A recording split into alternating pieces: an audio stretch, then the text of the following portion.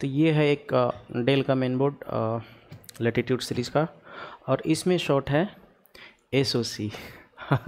और जहाँ बात आता है एसओसी शॉर्ट का, तो क्वेश्चन ये आता है, इज़ इट रिपेयरेबल? ऐसा है, क्या ये रिपेयर होने के लायक है, बन सकता है? तो मैं इसी का आंसर इस वीडियो में देने वाला हूँ। यानी कि आप इस वीडियो के अंत तक पूरा देखेंगे, इस अंत तक अगर रुकते हैं तो आपको थोड़ा सा नॉलेज इस बोर्ड पे मिलेगा, या एसओसी आर्किटेक्चर के बारे में थोड़ा बहुत आपका जो डाउट है वो क्लियर होने का चांसेस है। हालांकि इतना तो ज़्यादा कुछ इसमें डिटेल नहीं होता, और बहुत सारा क्वेरी होता है लोगों का कि एसओसी लगाने से क्या वो चलता है, या फिर ख़राब हो जाता है, या और कुछ इशू आता है, या मेहनत बेकार जाता है।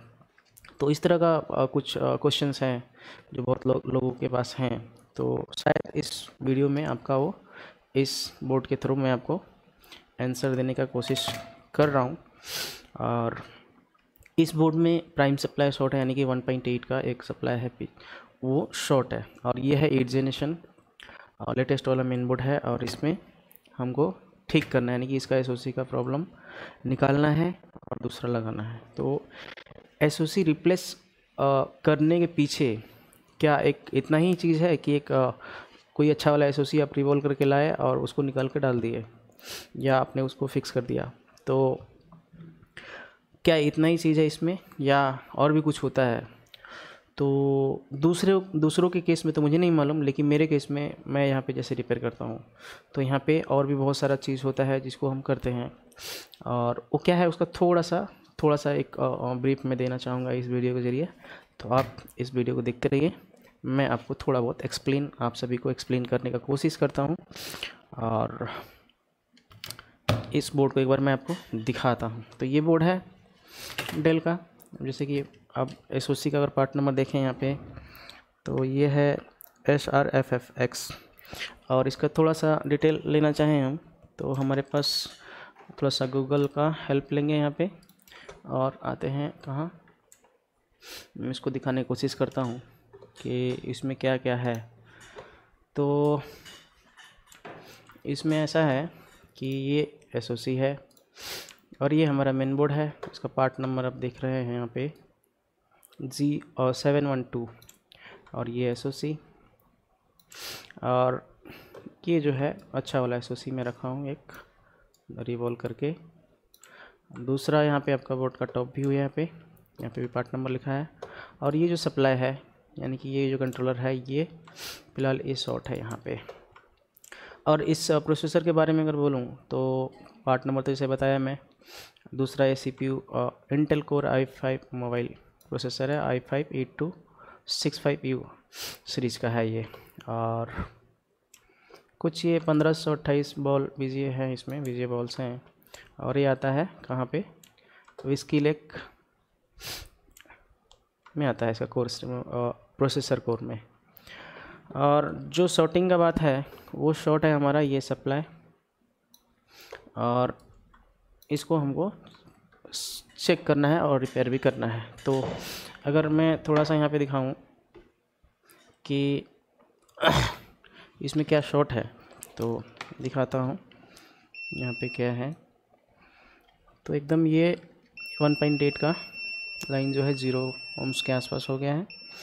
और इसको अगर एक बार पावर देके हम देखें, तो वो भी देख लेता हूँ मैं कि क्या इसका कंडीशन है बोर्ड का, ताकि कुछ समझ में आए। अब ये लगाते ही ये कुछ 144 मिली एम्पीयर का कंजप्शन चालू हो गया यहाँ पे। दूसरा चीज़, अगर थर्मल इंस्पेक्शन पे चलें यहाँ पे, तो आप देखेंगे कि यहाँ पे हीटिंग का इशू होता रहेगा। तो ये आते हैं थर्मल पे, और ये CPU हीट है, CPU हीट हो रहा है, यानी कि शॉर्ट है। तो जाहिर सी बात है, ये शॉर्ट है तो हीट होगा ही होगा, इसमें कोई बड़ा बात है नहीं। तो अब इसी को हमें ठीक करना है। लेकिन इसके पीछे क्या क्या होता है, अगर कोई सप्लाई शॉर्ट है और सिर्फ एसओसी निकाल कर लगाने से चल जाता है क्या? नहीं, ऐसा नहीं चला। अगर चल भी जाएगा तो कुछ ऐसा दिक्कत आएगा, जैसे कि इसमें फिर से शॉर्ट हो जाने का, या और भी कुछ इशू आएगा। तो इस तरह का प्रॉब्लम आते हैं। तो उससे प्रिकॉशन, उस पर क्या प्रिकॉशन लिया जाता है, कैसे किया जाता है, और मैं क्या करता हूँ खासकर वो बताना चाहूँगा। हालांकि एसओसी शॉर्ट होने का मतलब कुछ लोगों का मानना ये भी है कि ये फिक्स नहीं होगा, फिक्सेबल नहीं है। तो अगर मैं यहाँ पे आपको एक एज ए इन्फ्लुएंसर आया हूँ और बता रहा हूँ कि एक शॉर्ट हो गया है तो ये फिक्सेबल नहीं है, ये फिक्स नहीं होगा, तो मुझे लगता है कि मेरे नॉलेज को अपग्रेड करना चाहिए। मुझे अपने रिसोर्सेज को अपग्रेड करना चाहिए, अपने टूल्स को अपग्रेड करना चाहिए, अपने काम करने के तरीके को चेंज करना चाहिए, सीखना चाहिए। और अगर मैं बोलना ही है कि ये फिक्स नहीं हो सकता, तो मैं इसको कुछ ऐसा बोल सकता हूँ कि मेरे से फिक्स नहीं होगा, यानी कि मैं ठीक नहीं कर सकता, और एक्सपर्ट्स हैं। तो ये एक छोटा सा मेरा ओपिनियन है इसके ऊपर, क्योंकि मैं नहीं बोल सकता कि ये कोई नहीं कर पाएगा या फिर होने वाला ही नहीं है। तो ज़्यादा उसके ऊपर डिस्कस नहीं करना है, आते हैं यहाँ पे बोर्ड पे। तो ये बोर्ड है। अब जो है थोड़ा सा माइक्रोस्कोप में इंस्पेक्ट करके दिखाता हूँ मैं उस आईसी का लोकेशन क्या है। तो ये है वो आईसी, ये सप्लाई है और यहाँ पे मैंने डिस्कनेक्ट करके भी रखा है। तो ये पूरा 0 ohms है। अगर यहाँ पे DMM लाएँ तो 0 ohms दिख जाता है यहाँ पे टोटल। तो ये प्रॉब्लम है इसमें। अब फ़िलहाल इसमें इस कंडीशन में कुछ तो चेक करने लायक है नहीं, जब तक कि ना मैं इसको एसओसी को बाहर ना निकाल दूँ। यानी कि एसओसी जब तक बाहर नहीं निकलेगा तब तक इसमें मैं कुछ चेक नहीं कर पाऊँगा। एसओसी बाहर निकलेगा उसके बाद ही मैं इसमें कुछ जो भी एक्स्ट्रा प्रोसेस होता है या फिर कुछ ऐसा चीज़ है जो कि हम करते हैं उसको मैं अप्लाई कर सकता हूँ और देख सकता हूँ कि क्या एसओसी में यहाँ पे लगाऊँगा तो क्या ये चलेगा, क्या चलने लायक है, या ऐसे ही टाइम वेस्ट हो जाएगा। तो आगे देखते हैं। मैं इसके लिए क्या करता हूँ, लॉक हटाता हूँ यहाँ से और देखते हैं कि रिप्लेस होने से चलता है या नहीं। तो अब इसे एसओसी को निकालने के लिए सबसे पहले तो मुझे लॉक ही हटाना पड़ेगा यहाँ का। तो ये रहा, मैं लॉक हटा लेता हूँ, कोई इशू नहीं है, इजीली हट जाएगा। तो इसको ऐसे, इसको मुझे निकालना है तो थोड़ा सा रेजिस्टेंस वगैरह का थोड़ा सा ध्यान रखना पड़ेगा, क्योंकि ये हट नहीं जाए। हालांकि बोर्ड भी है लेकिन क्यों मेहनत करने जाना, थोड़ा सा केयरफुल होकर काम करना होता है एसओसी पे, और कोई भी बोर्ड हो वहाँ पे केयरफुली ही काम करना होता है। उठा पटक या फेंक फाक नहीं होना चाहिए, क्योंकि जो यूनिट है वो कस्टमर का है, आपका नहीं है। ये रह गया। अब फ्लक्स देना है उतना ही जितना अपने को चाहिए, तो ज़्यादा भी नहीं चाहिए कि कम भी नहीं चाहिए।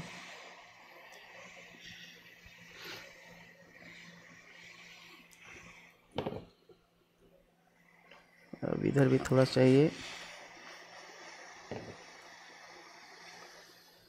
सब तरह से ऐसे फ्लक्स देना है ताकि फ्लक्स फैल जाए एकदम से।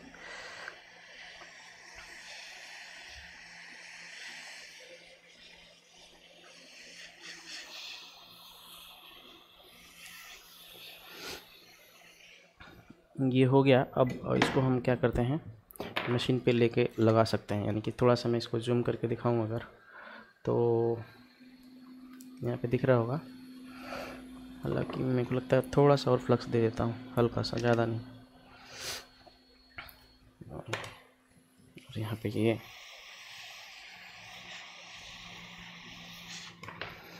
साथ में मुझे ये सब कनेक्टर वगैरह हटा लेना है, और ये भी हटना चाहिए।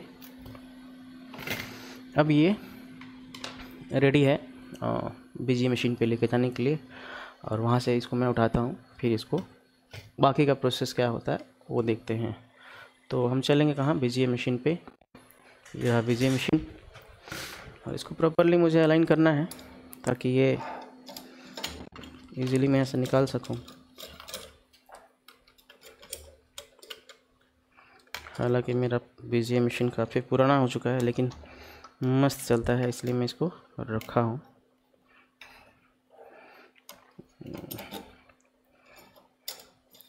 और हालांकि यहाँ पे होल्स तो नहीं है, इसको यूज़ कर सकता हूँ ये करने के लिए।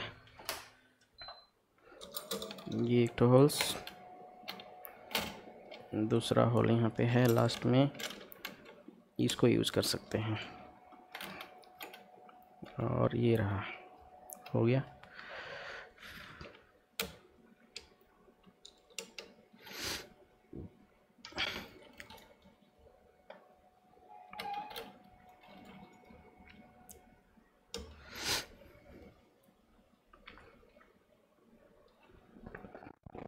ये खोलने के लिए तैयार है। तो पहले नोजल अलाइनमेंट कर लूँ, उसके बाद प्रोफाइल चलाना है।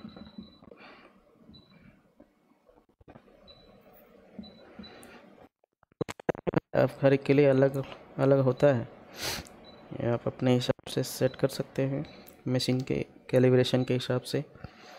किसी का प्रोफाइल किसी से मांग के यूज़ नहीं करें तो बेहतर है, क्योंकि वो सही नहीं होता। अब इसको वेट करना है, इसको मेल्टिंग पॉइंट के लिए, ताकि उसको उठाया जा सके।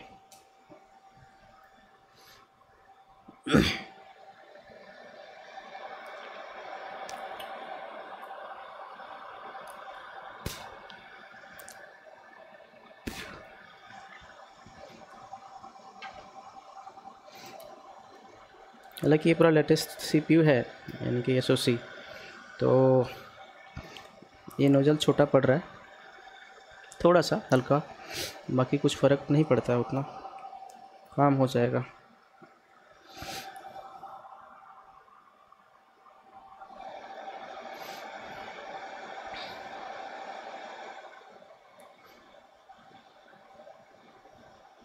और दूसरा बात ये भी है कि हर एक बोर्ड में हम SOC रिप्लेस नहीं करते हैं। रीज़न ये है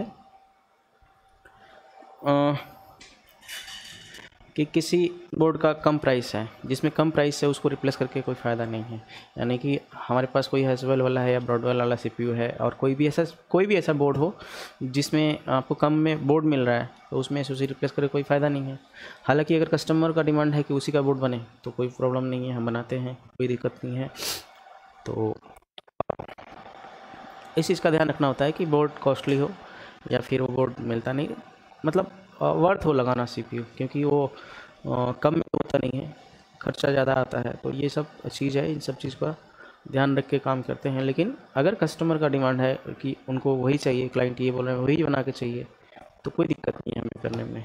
तो चलते हैं एक बार के लिए BGA मशीन के पास।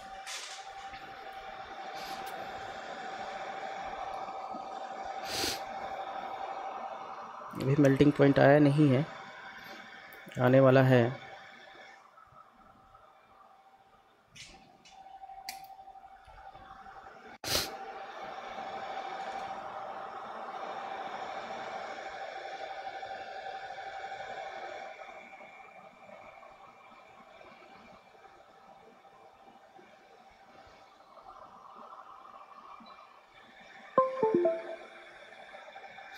अभी भी थोड़ा टाइम लगेगा।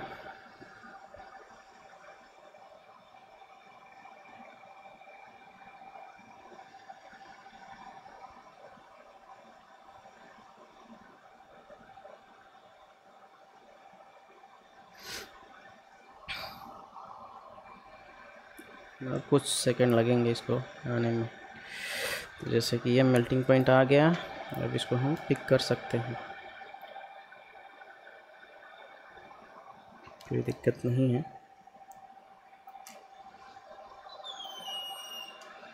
और थोड़ा वेट करना है इसको कूल होने के लिए।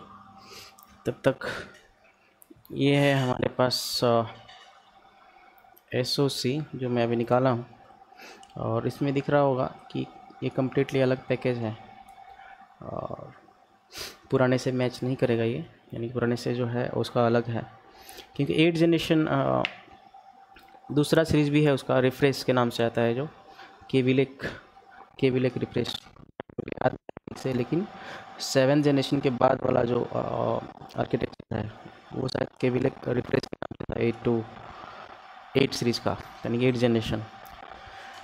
तो अब एक बार के लिए मैं फिर चलता हूँ बीजे मशीन पे और इसको देखता हूँ कि ये उठाने लायक हुआ या नहीं, क्योंकि मेन काम तो हमारा इधर ही है। 50 डिग्री तो है, मैं इसको पिक कर सकता हूँ यहाँ से, कोई दिक्कत नहीं है। तो मशीन को भी बंद कर लेता हूँ और ये आ गया हमारा बोर्ड खुल के। अब इसमें थोड़ा देखना है कि कुछ कंपोनेंट इधर उधर हुआ क्या मुझसे, कहीं नहीं, अभी तक तो ऐसा कुछ नहीं दिख रहा है जो कंपोनेंट हिला हो।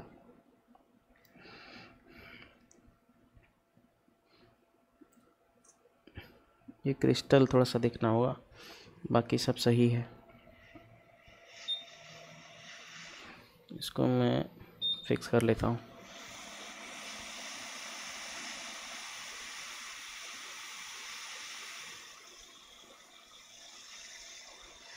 ये भी तो सही ही है, कोई दिक्कत तो है नहीं। अब इसको करना है, इसके जो फुटप्रिंट है उनको क्लीन करना है और इस पर जो डायग्नोस करना है या जो भी चेक करना है अब होगा इसके ऊपर। तो ये रहा बोर्ड हमारे हाथ में है और सबसे पहले इसका जो है जो एक्स्ट्रा शोल्डर है वो हटा लेते हैं। इसके लिए मुझे चाहिए थोड़ा सा ढंग का सोल्डरिंग सेशन, और ये तो अगर देखा जाए तो इस पे टेम्परेचर लगता है, मैं यूज़ करता हूँ 380 इसको क्लीन करने के लिए, एक लेयर हटाने के लिए।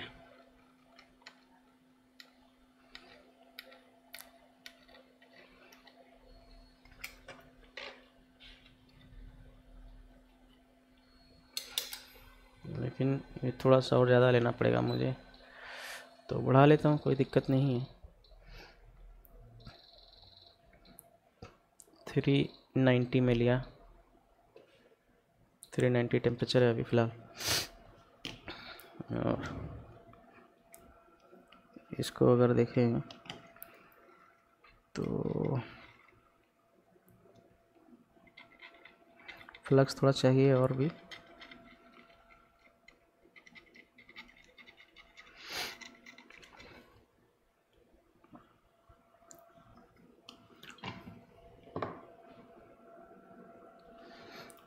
थोड़ा सा ध्यान से करना होता है क्योंकि आपका जो बोर्ड है वो बहुत ही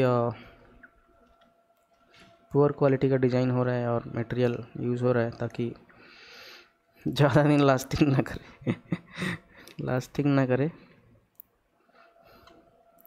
1 साल चल जाए बहुत है। तो फुटप्रिंट हाथ में आ जाता है अगर सही से काम ना करें तो।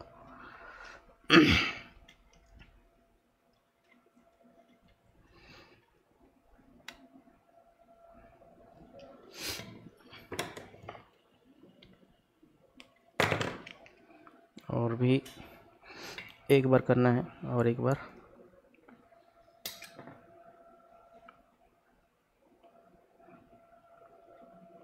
और इस बार मैं थोड़ा सा सोल्डर लूँगा।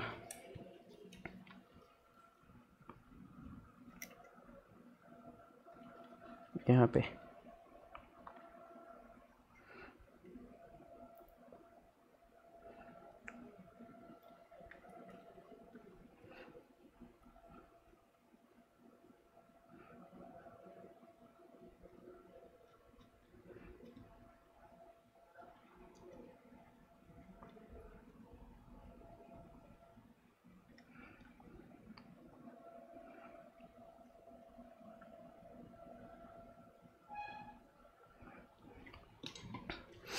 तो अब थोड़ा सा क्लीनिंग चाहिए ताकि पता लग जाए कि कहाँ पे कुछ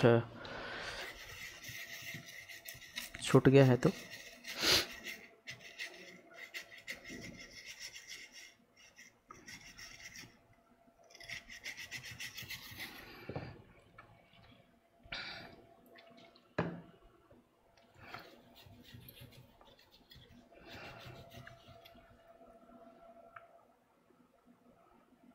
और थोड़ा सा क्लीन करूँगा मैं इसे।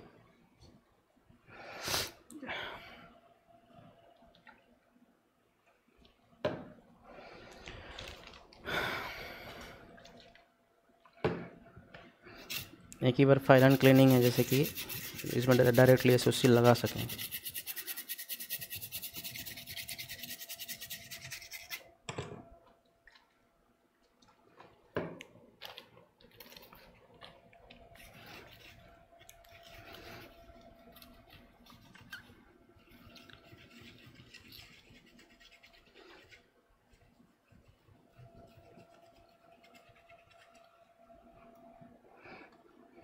तो अब देख लेते हैं कि कुछ ऐसा है जो साफ़ करने लायक है, तो उसको भी साफ़ कर लेंगे।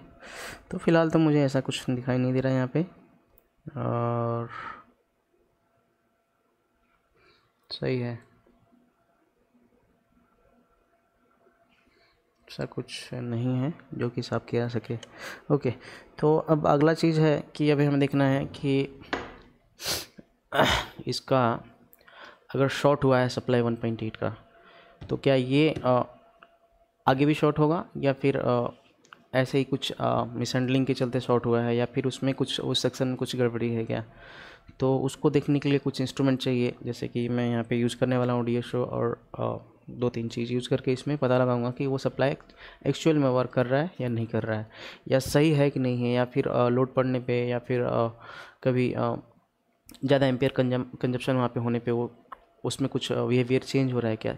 ये सब जानना होता है कि एक सप्लाई में, कि मतलब आप एक बार चेक करेंगे वहाँ पे सप्लाई मिल जाएगा आपको, जो सप्लाई है वहाँ पे आइडल सप्लाई जो भी आउटपुट है वहाँ पे फिक्स सप्लाई वो तो मिलता रहेगा, लेकिन वो सप्लाई में कुछ ग्लिचेस है, और एक जगह पे फिक्स नहीं होता। यानी कि एक सप्लाई है, फॉर एग्जाम्पल एक सप्लाई है, आप एक एक मतलब पार्टिकुलर कंडीशन में उसको चेक नहीं कर सकते, उसको अलग अलग स्टेज में, यानी कि अलग अलग जगह पड़ रहा है, जब आइडल में रह रहा है यानी कि उसमें कोई लोड नहीं है, उस कंडीशन में अलग अलग कंडीशन में क्या क्या वहाँ पे हो रहा है वो सब इंस्पेक्ट करना होता है, जो कि मैं अभी दिखाने वाला हूँ।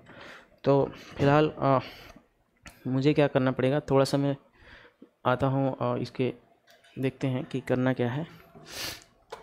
तो इस 1.8 का जो आउटपुट है यहाँ पे जो मैं पहले से मार्क कर रखा हूँ, इसको ही इंस्पेक्ट करना है कि ये सही है या नहीं है, क्योंकि अगर ये अगेन शॉर्ट हो गया, यानी कि अगेन कुछ गलत आउटपुट निकल गया, तो शॉर्ट हो जाएगा, फिर से एसओसी जो हम लगाएंगे, और हमारा सारा मेहनत जो है वो एकदम पानी में चला जाएगा।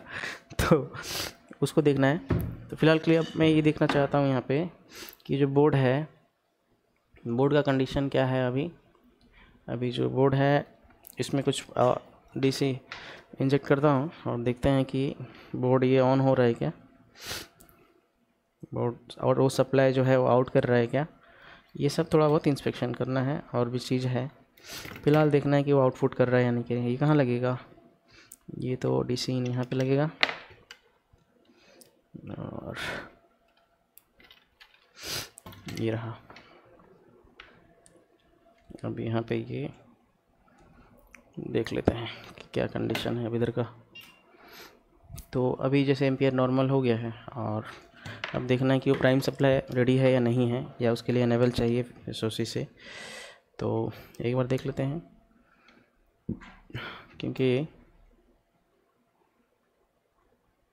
यहाँ पे 1.8 आउटपुट कर रहा है।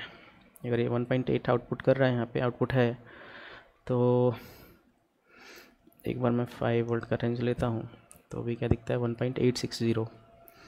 तो ये तो फ़िलहाल सही दिख रहा है, लेकिन ये कितना सही है इसको समझना है। तो थोड़ा सा एडवांस तरीका यूज़ करते हैं इसको डायग्नोस करने का, यानी कि ये सही है नहीं है। तो उसके लिए क्या चाहिए मुझे, और डीएसओ का कुछ प्रॉप चाहिए, और कुछ पहले समझते हैं कि यहाँ पे कौन कौन सा चीज़ चेक करना है। तो थोड़ा सा आता हूँ मैं बोर्ड व्यू पे, बोर्ड व्यू पे आते हैं एक बार के लिए। तो ये रहा बोर्ड व्यू इसका, और ये तो इनेबल है, ठीक है। ये पावर गुड है, ठीक है, ये भी निकलेगा ही। और ये 1.8 और ऑलवेज है यहाँ पे, और इसका मेन आउटपुट ये है।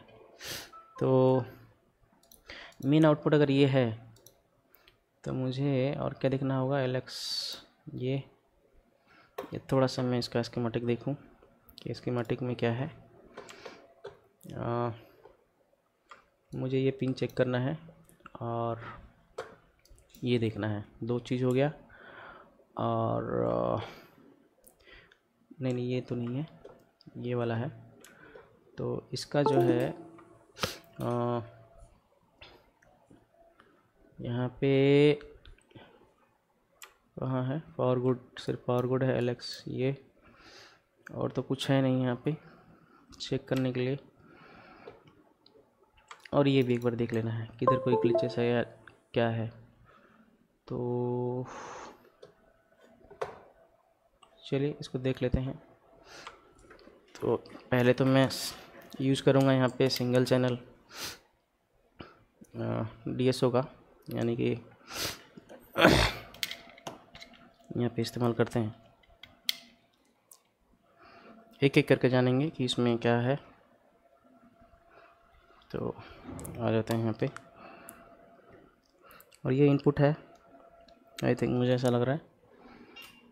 तो ये 3.3 है, यहाँ पे कोई इशू नहीं है। प्लस इसमें ग्लिचेस है या नहीं है वो भी देख लेते हैं। ये आउटपुट कुछ गलत तो नहीं है, तो फिलहाल ये तो सही दिख रहा है। अब ये जो है आउटपुट में क्या है, यहाँ पे क्या है वो भी देख लेते हैं। तो ये तो चलो आउटपुट नहीं है ये, और यहाँ पे कुछ इस तरह का वेवफॉर्म देखने को मिल रहा है। ओके ठीक है। अब यहाँ पे क्या है, अब यहाँ पे भी थोड़ा सा मेजरमेंट लेते हैं यहाँ का और देखते हैं कि क्या है इसका कंडीशन। कुछ ज़्यादा आउटपुट कर रहा है या कुछ ऐसे ही। 1.8 सिंगल मोड। अब आते हैं यहाँ पे, इसका स्केल थोड़ा चेंज करता हूँ। तो इसमें ऐसा कुछ तो मुझे दिखाई नहीं दे रहा है फ़िलहाल के लिए, क्योंकि अभी सप्लाई क्या है, आइडल, यानी कि स्टेबल है, एक जगह पे रुका हुआ है, कोई ज़्यादा कंजप्शन है नहीं यहाँ पे। लेकिन जब लोड पड़ता है उस कंडीशन में क्या है उसको भी समझना है।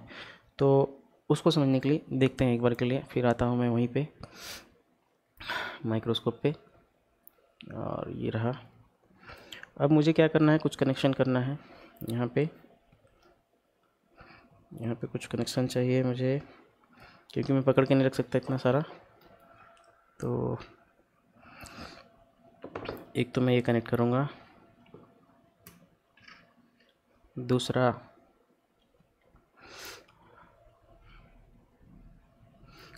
जो है मैं एक यहाँ लगाता हूँ कि इसका वेवफॉर्म में कुछ गड़बड़ी हो रहा है कि क्या।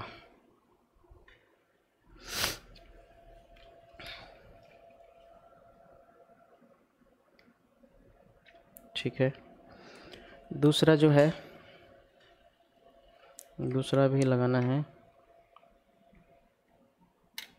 मुझे, आउटपुट पे लगाना है। 2 चैनल का इस्तेमाल करूँगा यहाँ पे।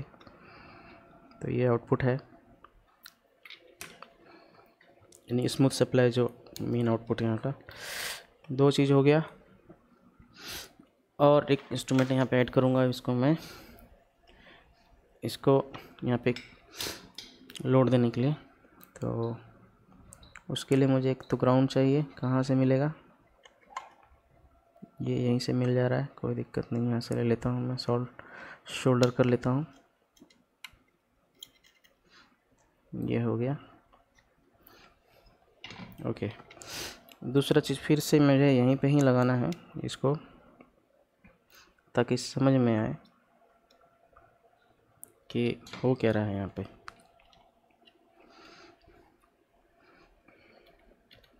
क्योंकि SOC हमको ख़राब नहीं करना है अपना वाला, तो इतना सारा चीज़ करना पड़ेगा हमें।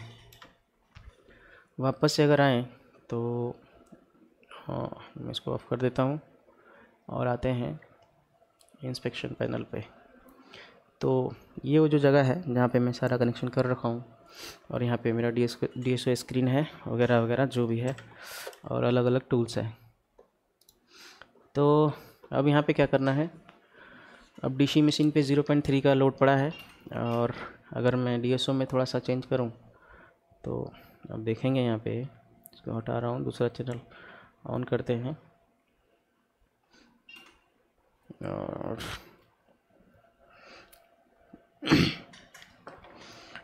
सही से जुड़ा नहीं है, थोड़ा सा मैं जोड़ता हूँ पहले इसको। तो अब जो भी इंस्ट्रूमेंट जोड़ना था मैं यहाँ पे जोड़ चुका हूँ। तो अब फाइनली इसको जो है एक बार के लिए मैं सिंपल एक ऑन करता हूँ और देखता हूँ कि क्या हो रहा है। एक बार आप ध्यान से देखेंगे तो मालूम चल जाएगा। यहाँ पे आप देख सकते हैं यहाँ पे। तो अभी मैं DC मशीन ऑन कर रहा हूँ, तो आप देखेंगे यहाँ पे सप्लाई बना है, ठीक है। अब इसको सिंगल मोड पे ले रहा हूँ तो भी ये सप्लाई आके ये देखिए आया है, 1.8 आ रहा है। अब DMM पे अगर मेजर करूँ मैं तो DMM पे भी 1.8 दिख रहा है ना। अब फिर से इसको मैं अगर दोबारा से इसको बंद करके यहाँ पे चालू करूँ तो इससे ग्राउंड लूज हो गया। तो अब फिर से मैं इसको यहाँ पे चेक करता हूँ, तो ये 1.8 है और नीचे का वेव फॉर्म भी आ रहा है, ठीक है।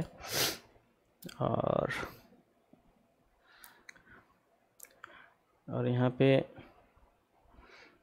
अगर देखा जाए तो मैं इसको थोड़ा सा चैनल चेंज करता हूँ।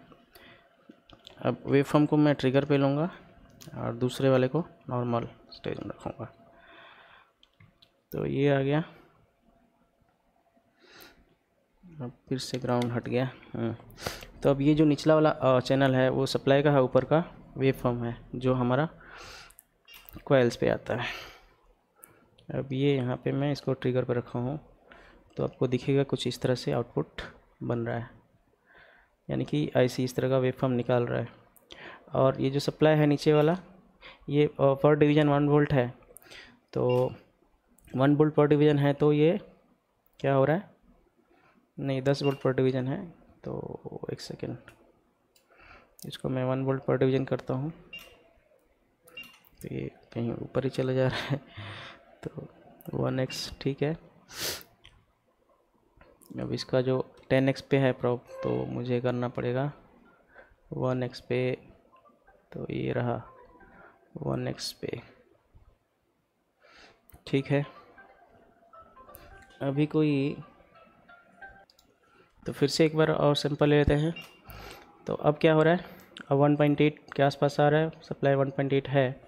अगर DMM पे देखा जाए तो DMM पे भी 1.8 दिख रहा है, लेकिन वेव फॉर्म कुछ स्टेबल है मतलब यहाँ पे ज़्यादा लोड नहीं पड़ रहा है। अब हमको यहाँ पे क्या करना होगा, लोड देना होगा, तभी मालूम चलेगा कि ये सप्लाई प्रॉपर है या नहीं है। तो उसके लिए क्या करना है, अब इस पर लोड देना है। तो अभी तो सप्लाई आउट कर रहा है, सब कुछ मालूम है हमें।